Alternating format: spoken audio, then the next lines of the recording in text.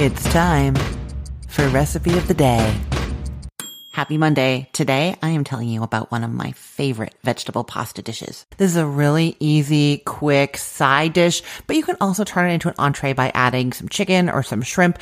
Very easy. You just need to use cooked chicken or shrimp. That would be the thing to know. You could also use beans, canned drained beans, make it protein rich. You could totally do those things. So what are we talking about? This is a pour over pasta.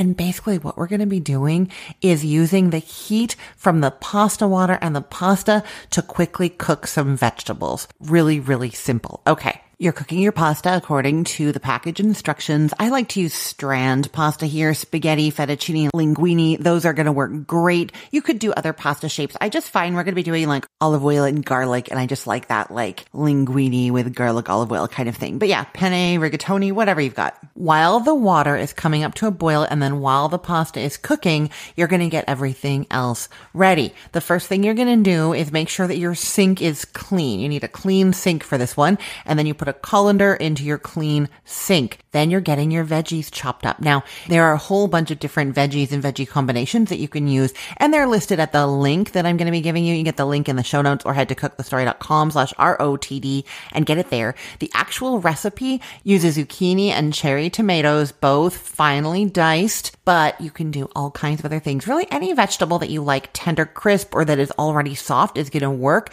You can use jarred roasted red peppers chopped up with some baby arugula. You can use fresh broccoli florets, white beans and baby kale work really good. Drain the canned white beans and do the baby kale. You can't use any like tougher greens like the full kale leaves or like collards. That's not going to work. Swiss chard, spinach, sun-dried tomatoes, the kind that are packed in oil so they're already plumped up, chopped up finely, spinach, cauliflower, any of those are going to work. You're getting those veggies chopped up and then you're putting them into that colander in your clean sink. Now, if you wanted to add like chicken or something, you would use fully cooked chicken cut into tiny bite-sized pieces. That goes in that colander too. Then you're also going to chop up an onion minced really finely and quite a bit of garlic. And then you get some sprigs of fresh oregano, or you could use dried thyme. And those are going into a big skillet with some olive oil and some salt over medium heat. And you just want to bring it like up to a little bit of a boil. You're not trying to fry anything. You're trying to have the onion and the garlic and the oregano flavor that oil. So it's going to come up to about a simmer in a few minutes.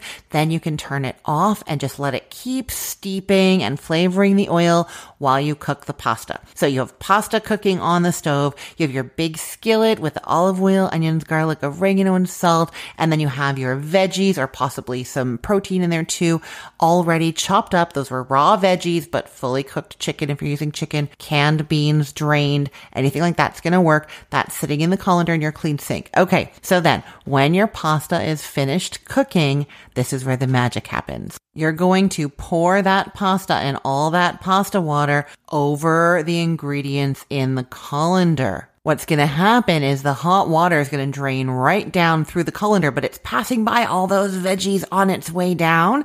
The water is going to drain down the sink. Your hot pasta, though, is now sitting on top of those ingredients, and the heat from that pasta combined with the leftover heat that hot water passed through those veggies is going to soften everything up, warm it through.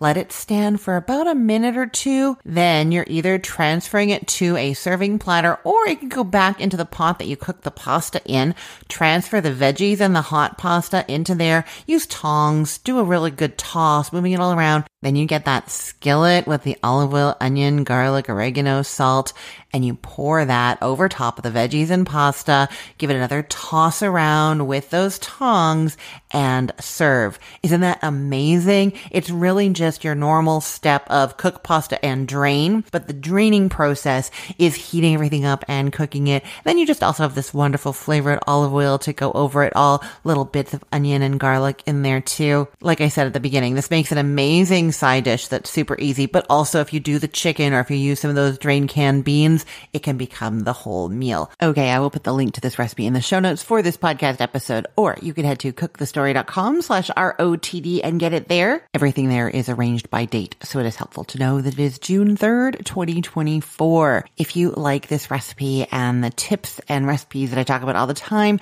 make sure you are following me on social media. I am Cook the Story everywhere that I am. That is on YouTube, Facebook, Instagram, TikTok. Find me there. Cook the Story. I'm Christine Pittman from cookthestory.com, thecookful.com, the all-new chicken cookbook, and from this podcast, Recipe of the Day. I hope you have a great day. Let's get cooking.